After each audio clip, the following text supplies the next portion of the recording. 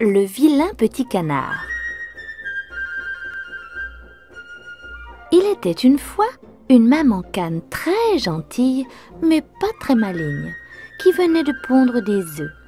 Tous les matins, elle comptait ses œufs, mais comme elle ne savait compter que jusqu'à 3, elle ne savait pas réellement combien d'œufs elle avait. Voyons. 1, 2, 3 et 3. Oh, j'ai 3 œufs. En réalité, elle en avait 4.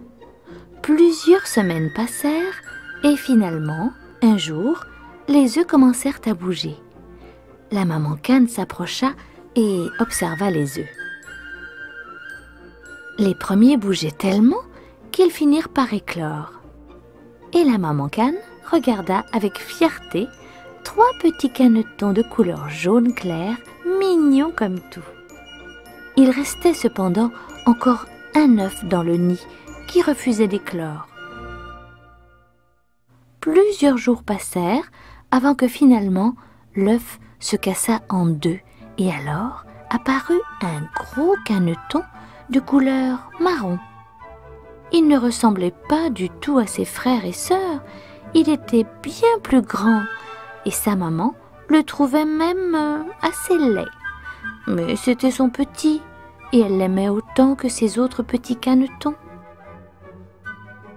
Les jours passèrent, les petits canetons grandirent, mais le petit dernier, celui qui était de couleur marron, était toujours beaucoup plus grand que les autres. Dans la ferme, on commença à se moquer de lui. Et cela le rendit triste. Heureusement que sa maman lui donnait beaucoup d'amour. Oh là là, qu'est-ce qu'il est laid, ce caneton! Cela suffit. Laissez-le tranquille à la fin, ou je vais me fâcher. Le vilain petit canard n'avait pas d'amis et restait souvent seul, dans son coin. Il passait son temps à se promener dans la campagne autour de la ferme. Ce qu'il aimait le plus, c'était s'isoler dans un coin et admirer ces grands oiseaux blancs et magnifiques que l'on appelle des cygnes. Puis arriva un jour important dans la vie des canards. C'était le jour où les mamans canes doivent présenter leurs canetons pour la première fois à la grande mare aux canards. Elle vérifia qu'ils soient tous présentables, car tous les canards des environs seront là et il fallait faire une bonne impression. C'était l'événement de l'été. Pour cette présentation, la maman cane avait appris à ses petits à nager en file indienne derrière elle. La famille se dirigea vers la mare et trouva un petit banc de sable caché derrière des roseaux pour pénétrer dans l'eau. Vous êtes prêts, les petits? Oui, maman! Alors attention, en file indienne, en avant. La petite troupe entra dans l'eau et partit en direction des autres canards qui pataugeaient de l'autre côté de la mare. En arrivant devant les autres canards, la maman, toute fière, entendit des exclamations admiratives. Oh, qui sont mignons, qui nagent bien en file indienne. Soudain, les cris admiratifs se transformèrent en rires moqueurs. Le vilain petit canard, qui était le dernier de la file, faisait son apparition. Oh, qu'il est laid celui-là. Mais d'où vient-il? On dirait une poule. Quel drôle de petit laidron. Laidron. La maman se mit en colère, mais ne put rien dire, car tous ces canards de la région étaient ses amis, et elle ne voulait pas se fâcher avec eux. Plus tard, après la présentation, elle s'adressa au vilain petit canard. Ne les écoute pas, ils sont méchants. Tu es un de mes petits canetons et je t'aimerai toujours autant que les autres. Là. Mais le petit canard ne la crut pas.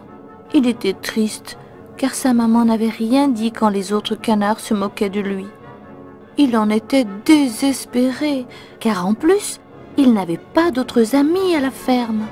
Il partit se mettre à l'écart près de la mare et regarda le ciel. Soudain, il vit un groupe de cygnes blancs voler au-dessus des nuages. Oh, qu'est-ce qu'ils étaient beaux! Ah, si seulement je pouvais être comme eux, Il se dit à lui-même. si beau et volant si loin dans le ciel. L'automne était là, et les arbres perdaient leurs feuilles. Il faisait froid, et tous les animaux de la ferme restaient au chaud. Le vilain petit canard n'avait pas froid, et décida de partir loin de tout ce monde hostile et moqueur.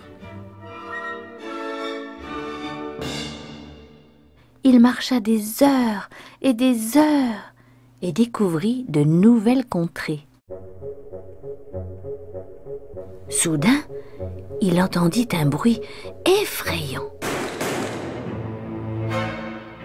Ah, c'étaient des chasseurs. Et ils avaient des chiens. Ah, il se cacha dans les roseaux d'une mare et attendit.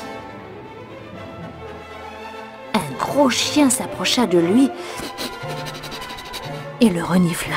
Allez, beau chien, cherche, trouve le canard. Je suis perdu. Oh, j'aurais dû rester à la ferme avec ma maman. Mais le chien soudain flaira une nouvelle piste et disparut. Salaud, je suis tellement laid que même le chien n'a pas voulu de moi.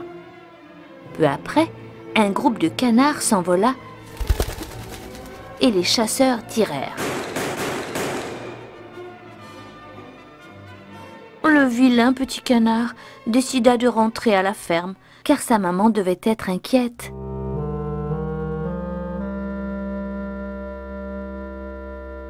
Il reprit la route, mais ne put retrouver son chemin. Un orage éclata.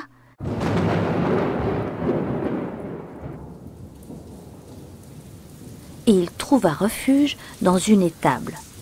Il se coucha dans la paille et s'endormit.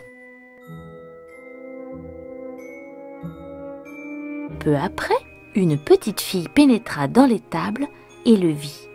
Elle le prit dans ses bras et le ramena avec lui à la ferme. Regarde, papa, ce que j'ai trouvé. On dirait un petit canard. Tu crois? Il a l'air bien malade. Il faut lui trouver un petit panier et l'installer près du feu.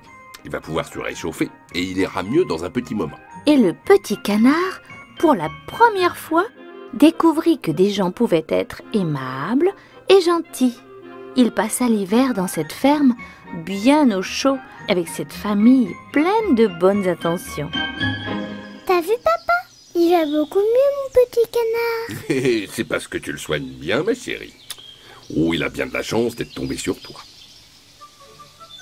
Le printemps fit son apparition avec ses fleurs et ses chants d'oiseaux. La mamie de la petite fille, une vieille dame pas toujours très gentille, rendit visite à sa famille. La petite fille voulut absolument lui montrer son petit canard.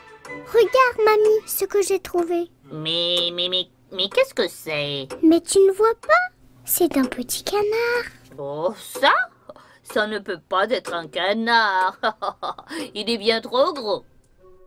En entendant ces mots, le petit canard devint tout triste, puis se mit en colère. Puisque c'est comme ça, je m'en vais. Et notre petit canard partit sur la route, triste d'avoir perdu ses nouveaux amis. Il marcha longtemps, et puis se retrouva près de la ferme où il était né.